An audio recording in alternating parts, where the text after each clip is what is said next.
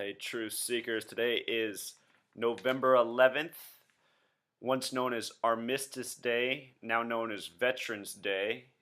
It was originally made to celebrate the end of World War I, which concluded on November 11th at the 11th hour, 11 11 11, like KKK, like 33. Kurt Vonnegut Jr., his most famous, he's a famous American author if you don't know. He passed away in 2007. We're going to get into that. His most famous book is Slaughterhouse-Five, which has to do with World War II, which he was in. But let's just look at his name gematria.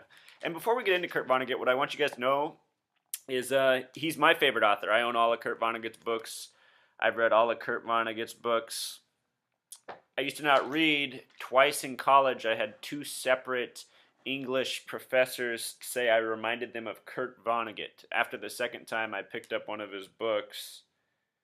And I thought, wow, it's weird that I reminded them of this man because he was a great writer. He really interests me. I liked him. I don't think I remind myself of Kurt Vonnegut, but for whatever reason, I reminded two professors, and that's how I learned about Kurt Vonnegut, through them. So anyhow, now I know gematria, now things are a little bit more interesting. The name Kurt Vonnegut Jr. has a gematria of 113. He was born, as we said, November 11th, in the year 22. That date has a gematria of 44, like the word kill. And unfortunately, he died at the age of 84 on April 11th, 4/11, 2007. JFK was once assassinated from 411 Elm Street. There's so many examples on my blog, you guys, of just deaths having to do with 114 and 411 and 44, from presidents to scientists to celebrities. It's astounding. Even Kurt Vonnegut Jr. now becomes part of it when you look at it. So he has this 44 numerology at birth, and then he dies on 411. These numbers associated with death. And then the age of 84 is also curious because United States of America sums to 84. Kurt Vonnegut was born to a wealthy scientist who worked for General Electric, which was an even bigger company than it is today back then. General Electric's always been huge. Vonnegut, the author, also worked for General Electric briefly. His claim to fame is that he lived through the bombing of Dresden. And if you don't know what the bombing of Dresden is, that is the most deadly event in World War II, even more deadly than what's reported at Hiroshima, Nagasaki, fire bombings of Japan, all of it. And it was completely needless because what Dresden was during World War II was the refuge city. It's where people went who weren't participating in the war for safety. And the reason that was safety is because that was the cultural arts town, one of the oldest cities in Germany. And this was near the end of the war, and they needlessly bombed it and killed a lot of people. And if you look up the official stats, you'll see that there were 722 Royal Air Force involved in this bombing. Yes, this bombing was done by the British and the U.S. and the Allied forces, as they were referred to on our side of the river. 722. Where have we seen that number before? It's like 227 passengers from the Malaysian plane. It's like 227 passengers from Pan Am. It's like Flight 227. The reason they use that number, you guys, is because 22 divided by 7 gives you the number for pi, which has to do with circles and cycles.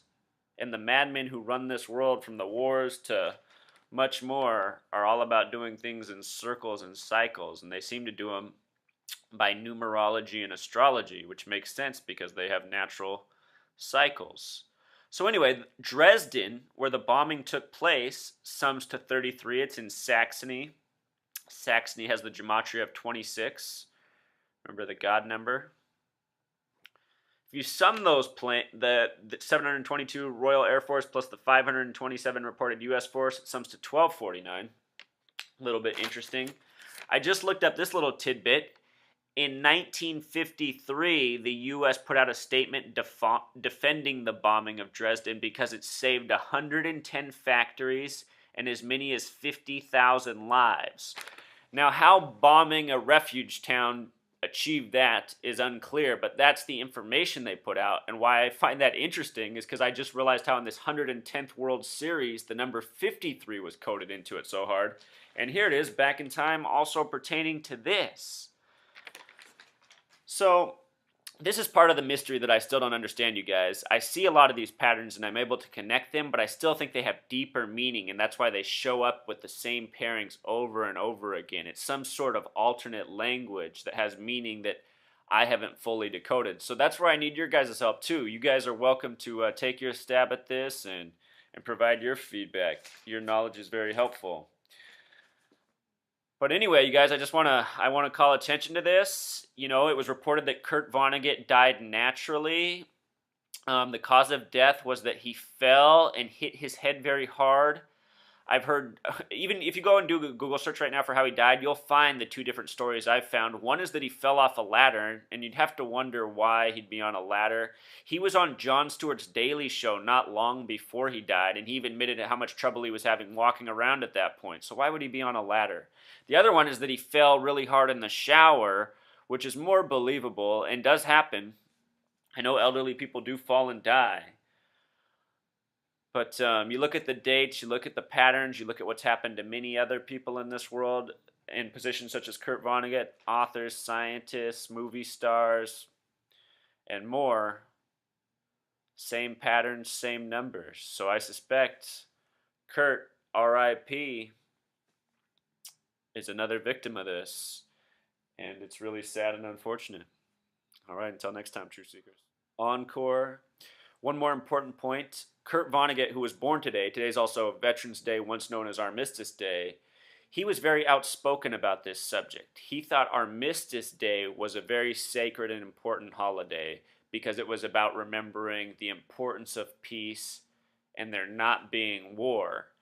He didn't like Veterans Day, the change from Armistice Day to Veterans Day, because he saw that more of a celebration of troops, and he saw how in our society this celebration of troops was also used in the militarization of our society, which is so true.